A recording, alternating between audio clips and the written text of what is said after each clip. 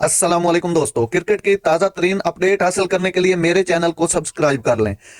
इफ्तिखार अहमद के तेज तरीन 60 रन मुल्तान को शिकस्त से न बचा सके। जब बाबर आजम ने टॉस जीतकर बैटिंग का फैसला किया तो उन्होंने बहुत ही जबरदस्त बैटिंग की। ओपनिंग पार्टनरशिप भी 80-90 की लग गई। 204 रन बनाए, बाबर आजम ने भी 64 रन बनाए 40 गेंदों में।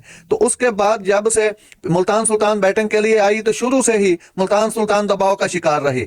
बिल आखिर एंड पे स्ट्राइक रेट 18-20 तक जा पहुंचा। इफ्तिखार अहमद ने बड़ी मुजाहमत की मुल्तान सुल्तान को जिताने के लिए। साथ क्रिस जोर्डन ने भी साथ दिया उनका, लेकिन इफ्तिखार अहमद ने जो भी स्ट्रगल की थी उसके काम ना आई, मुल्तान सुल्तान के काम ना आई और मुल्तान सुल्तान ये मैच करीब तर पहुंच के 4 रन से हार गया।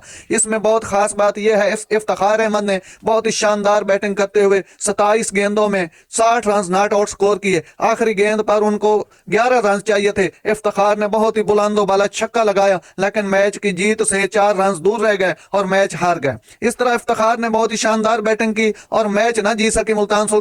अब इतनी बड़ी टीम एक बार फिर दबाव का शिकार हो गई है। मुल्तान सुल्तान पॉइंट टेबल पे नजर दौड़ाएं तो मुल्तान सुल्तान बदस्तूर पहले नंबर पर है। क्वेटा ग्लैडिएटर दूसरे, पिशावर ज़ल्मी तीसरे, इस्लामाबाद यूनाइटेड चौथे, कराची किंग पांचवें और लाहौर कलंदर छठे नंबर पर विराजमान है।